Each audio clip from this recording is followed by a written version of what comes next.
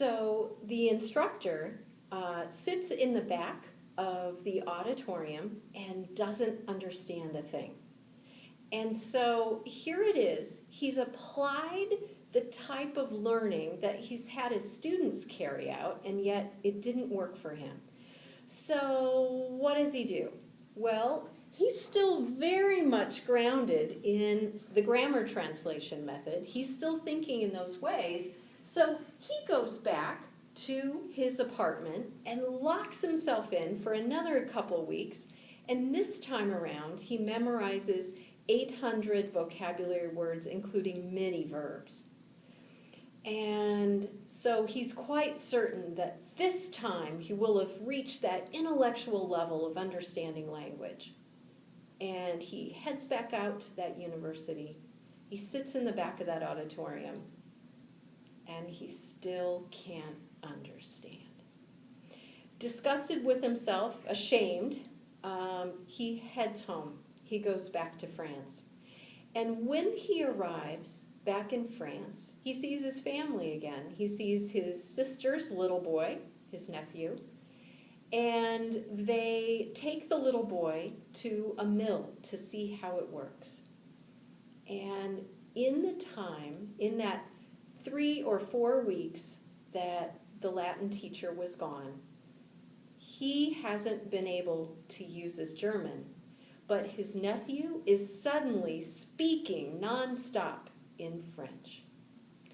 And he starts thinking about this. Wait a minute, I am a scholar. I memorized huge amounts of vocabulary, huge amounts of grammar and verbs, and yet still I was not able to be successful. So he starts thinking, maybe I need to be like my nephew. So this is a child's cap. Maybe I need to learn language more like my nephew.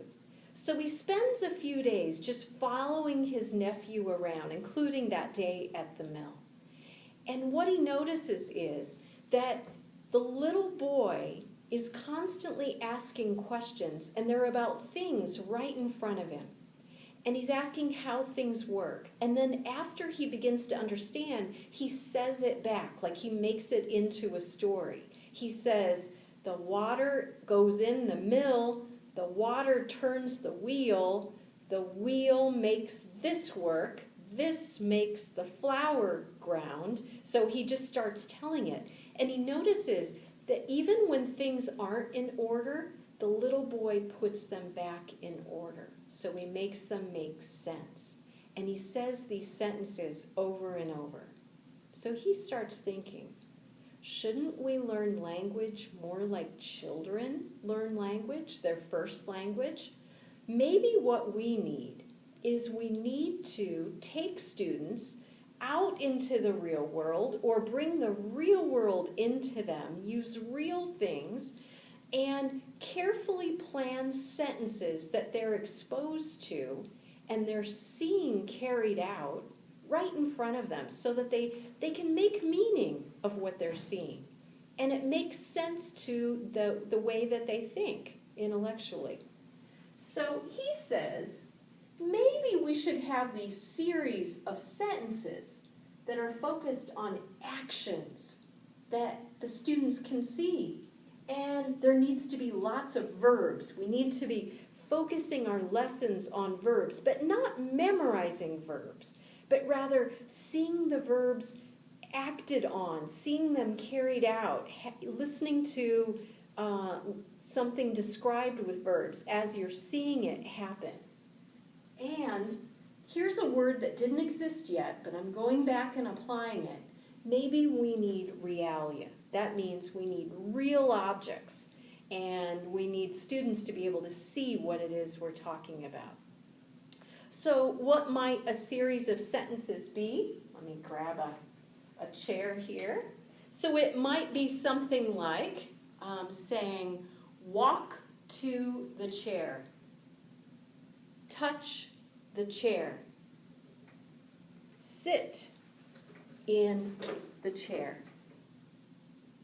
stand up from the chair, push the chair. So that's an example of a series of sentences that would be focused on verbs. Students could see what the meaning is, and it would make sense to them because they're real life applications. They're what we do many times, and they're just having language applied. So he called his method the series method, and at times it's also been called the direct method because the idea is students can make direct connections of what the language means. Now, notice here I have another name, the Berlitz method. So this fellow, the Latin teacher who came up with this idea, he unfortunately was not the first one to the patent office. Charles Berlitz was. And Charles Berlitz, on his own at about the same time, came up with a similar idea. And what was essentially the idea? The idea was that we need to teach language more like children learn their first language. And so this was a big deviation from grammar translation to the series method. But sadly, grammar translation is what stuck around. So a few people took notice of the series method, but not many. For the most part, what you could find on teaching of any language anywhere was grammar translation. And so even though this came after the series method, this was still more prevalent. This was more like a blip. And you can still find Berlitz method classrooms.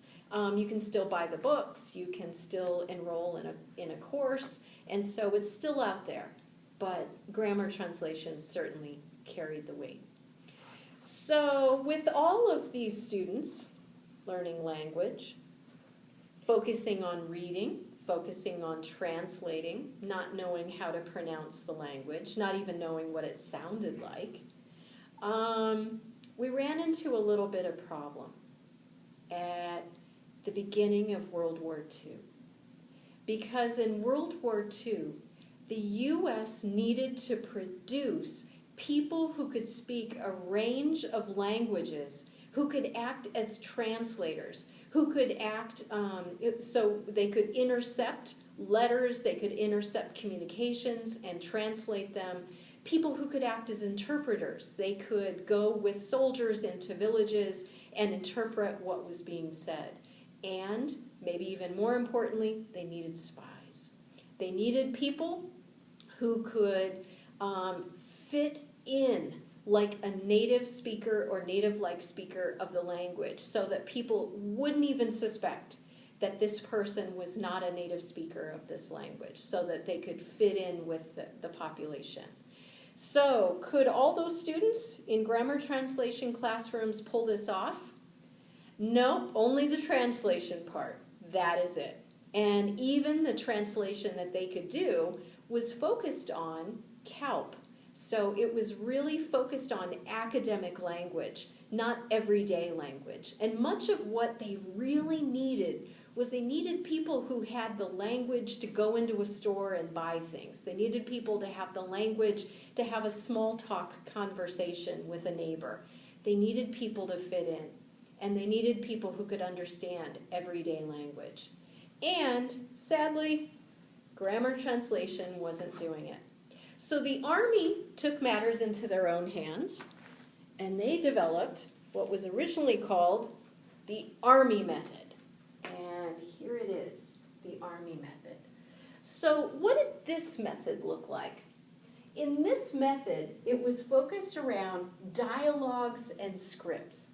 So the instructor or the course, the program, would have these dialogues of everyday conversations, things that really you can imagine two people really talking about. And students would listen to the model, and then when they were ready, then they and a partner or they and two other people would basically role play, but reading directly from the script. There was a focus on memorization. So what were people memorizing? They were memorizing grammar rules. they were memorizing vocabulary, and they were memorizing these scripts so that they could quickly and fluently produce this kind of language. Now, that sounds a little familiar, doesn't it? It should. That is the structural approach. There it is again. This is a focus on language learning that believes that what matters are those basic building blocks. So you need the vocabulary, you need the grammar, and that's essentially what you need for language. And so for those dialogues and scripts, there was definitely a focus on vocabulary lists to support that learning and the grammar rules. Which language would be used to explain those grammar rules? Well, again, it was the first language of the students. So the only time students were really hearing the language was in those scripts and those dialogues. But there was a focus on pronunciation because, just as I mentioned, to have spies, you needed people who sounded native. And after you watch this lecture, you don't have to, but you might be interested. I have a YouTube clip that I'd like you to listen to. It's the entire movie, but I just give you about a 50-second time that I'd like you to listen. It's from a movie called The Guns of Navarone. It was with Gregory Peck. And in this film, just to kind of set the scene, it's during World War II. And there's word to the British Army that the Germans are going to blow up a part of a Greek island. And so this group of British soldiers are attempting to kind of act as spies and to keep this from happening on this Greek island. And at one point, Gregory Peck overpowers someone who had been holding him, a German soldier, and he instructs him to call someone, and then he says to him, "Now remember, I speak German, perfect." And the way that he doesn't say perfectly, he says it in the German way, and with pretty good pronunciation. The rest of his pronunciation of German is not so good in the rest of the movie, but there it's pretty good. And I think this is important because it gives you a sense of how people needed to be able to use the language. That's why the Army was suddenly interested in the business of language classes. They needed people to be able to speak German. Perfect. So there was a big focus on pronunciation. And there's another piece that it's important for you to understand, especially around pronunciation. Now, around the end of World War I, an idea took off, a movement in psychology called behaviorism. And if you've taken a psychology class, you probably have a rudimentary understanding of what this meant. It was basically an understanding of humans and human behavior in terms of habit formation. The idea that we are essentially habits. And if you want to encourage good habits and you want to nip in the bud bad habits. And if someone makes an error, you want to stop it as soon as possible to nip it in the bud, because if not, it could become a habit. So an error can easily become a habit if it's allowed to continue. Now, behaviorism applied to pronunciation, what you get is a particular kind of approach to pronunciation. And this is that there would be a focus on getting the pronunciation perfect from the first step. And anyone making an error, that would be treated harshly, and they would have to repeat it correctly until they could get it. And so behaviorism was brought together with the Army method. This was kind of a really significant combination. And although it might not have been too pleasant for the students who went through it, it was very, very powerful in terms of needing that kind of approach to create positive pronunciation development. And so after World War II, this method was still in vogue, And two things happened that kind of kept life in it. So at first it was called the Army method. It would soon lose that name. But after World War II, there was a different kind of tension that existed, and that was around Sputnik. That was around the race to the moon. That was around the race to space. And the US was completely obsessed, as many other countries were, with being the first to go out into space, with being the first to eventually reach the moon. And so there was a big focus on spying on other countries and what their scientists were doing. And beyond spying, just being able to read what other scientists in other countries were saying in the original language, not having to have it translated for you. So there was a big focus on being able to understand what scientists in other countries were doing, whether that was legitimate means by going to conferences or it was through spying. And there was another reason that this method stayed in vogue and it was continued to use. And that was, after World War II, we had our first big rush of international students that came to the United States. And the place where international students first kind of gathered is at the University of Michigan. And thus the University of Michigan is the first university in the US to have an intensive English program. So that's where that began. A program specifically to teach English to students so that they could attend the university. So what we have is we have a method that originally was begun so that soldiers could act as spies, they could act as translators, they could act as interpreters for World War II. And it stayed around because we had some other kind of urgent needs for people to learn language, whether that was international students learning English as quickly as they could at universities, or it was scientists learning another language as quickly as they could so that they could access scientific progress in other countries. But the name was changed, and it was called audiolingualism. And notice that the focus is on listening. So listening to those dialogues. So now it's a focus on listening and speaking. So it's kind of interesting, if we stop at this point, it's kind of interesting. Both grammar translation and audiolingualism have a structural approach. They focus on grammar and vocabulary. But in some ways, they're inverse from each other, because grammar translation is focused on reading and, to a small extent, writing. And audiolingualism is focused mostly on speaking, but to a lesser extent on listening as well.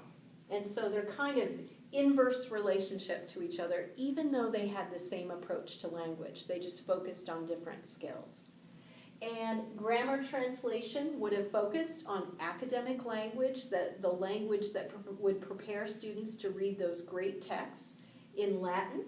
And audiolingualism focused on BICS. It focused on the language that people needed to buy things and talk with their neighbors and fit in as a community member. So a very different focus. Now, audiolingualism is grounded in kind of this really strict method, the Army method, very structural, very focused, very strict. And of course, we all know what happened in the 60s. Let's put on does this look like a hippie hat? I'm trying to look like a hippie. So in the 60s, of course, there was a very different movement. Young people pushed back against the system. Young people, they wanted a more liberal approach, a more flexible approach to everything. They wanted to experiment. They wanted how they felt about things to be taken into consideration. And at no point here have we talked about how students felt in the class. That didn't matter really at all. In all three of these methods, the focus is on the teacher doing a great job of lecturing about grammar or creating the perfect series of sentences or coming up with the perfect script and dialogue for students to practice. So there's very much a focus on the teaching, but not about how the student felt. And so along came a new method. And it came about in the early 70s, and it came about from a Bulgarian linguist. And he was focused on the idea that you could learn language far faster than what audiolingualism could provide. He believed that if you take the student into account, if you take how the student feels into account, that you could make the learning, he said, 75 times, yes, you heard right, 75 times faster than you could learn in audiolingualism. So that's a big statement, 75 times. So how did he suggest that we do this? What would the teaching look like? Well, he was coming from a focus on psychology and the kind of states that you could put your mind in that you might be more receptive to language. And he believed we can't actually teach language to students. We can only suggest language to students, and maybe they take it in and maybe they don't, right? And so he used the power of music in his teaching. He believed, and you've probably felt this yourself, that when students are listening to different kinds of music, it brings about a different kind of breathing, and it brings about a different kind of mental state. You actually feel time in a different way depending on the kind of music you're listening to. So he did some work to try to figure out which kinds of music might be better at the beginning of a lesson as an idea is being introduced. What kinds of music might be useful in the middle of a lesson, at the end of a lesson? And if you were to follow Suggestopedia's method, you probably would have actually had a list that you'd gotten from the person who created this method or from another book about which kinds of music, specifically composers and pieces that might work best at different parts in the lesson. So there was a big focus on putting students into the right kind of frame of mind to take in the lesson. What was the lesson? Well, it was dialogues. So just like audiolingualism used dialogues, Suggestopedia used dialogues. And they were about everyday topics. So in some ways, the dialogues might have been the same. He might even have taken the same dialogues from audiolingualism. But what happened with those dialogues? What would happen is the instructor would read the dialogues to students. So they would be in very comfortable chairs, and there was even a certain kind of chair. I always imagine like a beanbag chair that students would sit in. The lighting would be very comfortable. There would be a certain kind of music played, very pleasant, and they would sit back and listen to a dialogue read by their instructor. And I imagine that the instructor was doing both parts. So if the dialogue was between two people, the instructor is doing both parts. And so what would happen is they would listen to this and they would begin to take in the words, and without being lectured about the grammar for the most part, they would take in the meanings and make sense. And kind of the idea was they'll internalize these dialogues. And only later, when they're ready, would they begin to produce the dialogues. So essentially, what you have is you have an instructor trying to create very much a classroom of comfort for the students. And only when they're ready to produce, they produce. And it's up to them. You're simply suggesting language, and it's up to them whether or not they then produce it. So very different than the Army method, right? Very different. No one's speaking German perfect. In fact, you might not be speaking German at all. You might just be listening day after day to these dialogues as you sit in your beanbag chair and as you listen to your comforting music. So it's quite a big step, quite a big step. And it's interesting, again, when we make these connections, you've got this focus on oral language in the series method, audiolingualism, and Suggestopedia. Here's that focus on listening and speaking, with Suggestopedia focused more on the listening part, and audiolingualism focused more on the speaking part. And so I think it's interesting to kind of see the movement between all of these. So where are we going next? Where we're going next is to a language teaching method that was the first one that was actually based on hypotheses around how language is learned. So it starts first with a group of hypotheses from a second language acquisition researcher, and then a method came out of it. So we're going to take a look at that and look at some other methods that then came out of that one as well. So I'll see you in the next lecture.